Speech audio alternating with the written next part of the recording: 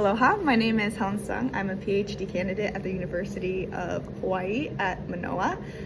So for my research, I am investigating two species, specifically in Belize, the American crocodile, or Crocodylus acutus, and the moreletii crocodile, or Crocodylus moreletii. So very specifically, I'm using population genomic techniques to look at the hybridization between the two, and what is the adaptive potential of their hybridization, and how does that impact conservation and management plans for both parental species and hybrids.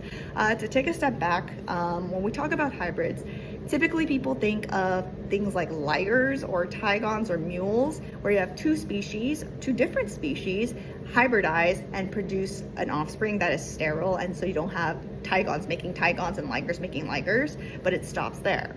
That is actually not what's occurring in nature, and we have seen that hybridization is a very commonly occurring and natural process for evolution, specifically introgressive hybridization, where instead of having half one, half the other, think of a mosaic and like a free-for-all in terms of genetic material being exchanged between the two populations. And we have known that this is actually a mechanism that jumpstarts evolution, because there is this influx of genetic material that you can utilize for adaptation, especially for changing environments or for optimizing or occupying new spaces.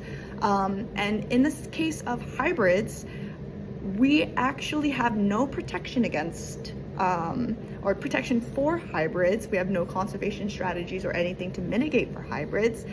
And historically, it's been said that they are bad for the conservation of these species because it's a case-by-case situation in terms of where it can go. It can positively benefit adaptation and evolution, but it could also, within that influx of new genetic material, bring in bad genetic material like mutations that could, in the worst case scenario, cause extinction between the two parental populations. So for my research, I want to investigate the hybridization between these two crocodile species in Belize and look at how it has contributed to their evolution, number one, looking at how the hybrids may be more adapted for changing environments, especially when we think of what these two crocodile species have specialized in. And number three is, we see the hybrids doing well.